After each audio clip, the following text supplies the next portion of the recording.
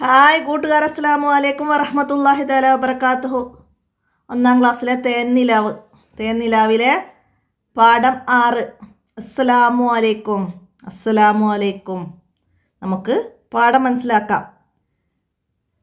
ബിസ്മില്ലാഹിർ റഹ്മാനിർ റഹീം. സ്കൂൾ ബസ് വരാറായി. സുമയ്യ മോൾ ബാഗ് എടുത്തു, ഷൂ ധരിച്ചു, ദിക്ർ ചൊല്ലി, ഇടതുകാൽ വെച്ച് പുറത്തിറങ്ങി, ഉമ്മക്കും ഉപ്പക്കും സലാം പറഞ്ഞു. അസ്സലാമു അലൈക്കും വറഹ്മത്തുള്ളാഹ്. എന്താണ്?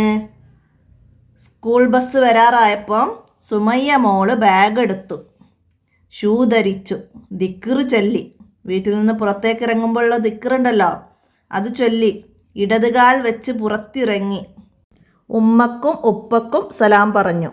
വീട്ടിലുള്ള ഉമ്മക്കുപ്പക്കൊക്കെ സലാം പറഞ്ഞുകൊണ്ട് സുമയ്യ മോള് സ്കൂളിലേക്ക് പോവാൻ സ്കൂൾ ബസ് വരാറായപ്പം വീട്ടിൽ നിന്ന് ഇറങ്ങിയതാണ്.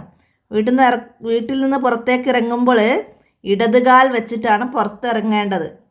പുറത്തേക്ക് ഇറങ്ങുമ്പോൾ ദിക്ർ ചൊല്ലാനുണ്ട്. മനസ്സിലായില്ലേ? അപ്പോൾ അതൊക്കെയാണ് ഇവിടെ പറഞ്ഞത്. ഉപ്പാക്കും ഉമ്മാക്കും സലാം പറഞ്ഞത് എങ്ങനെയാണ്? അസ്സലാമു അലൈക്കും വറഹ്മത്തുള്ളാഹ് എന്നാണ് സലാം പറഞ്ഞത്. അപ്പോൾ സലാം പറയേണ്ടത് വാചകം ഏതാണ്? അസ്സലാമു അലൈക്കും വറഹ്മത്തുള്ളാഹ്. അപ്പോൾ സലാം പറഞ്ഞപ്പോൾ ഉമ്മയും ഉപ്പയും സലാം അടക്കി.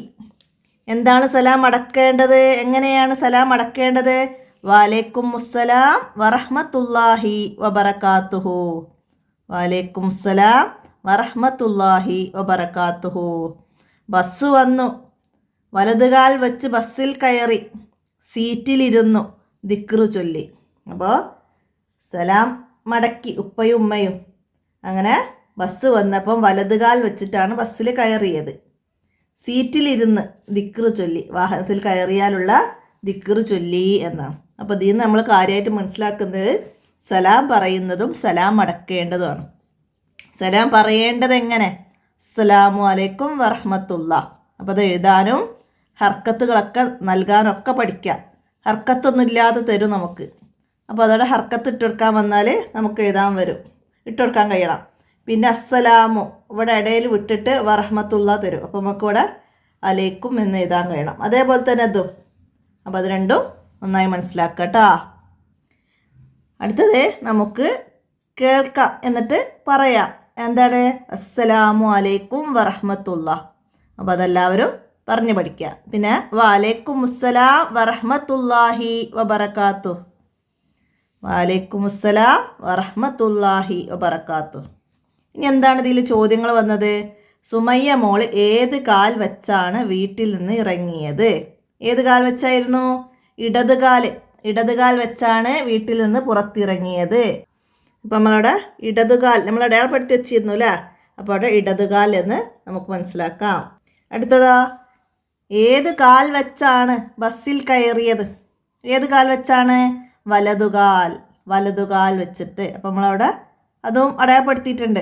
അവിടെ നോക്കട്ടോ. ഇനിയാ സുമയ്യ സലാം പറഞ്ഞത് എങ്ങനെയാണ്?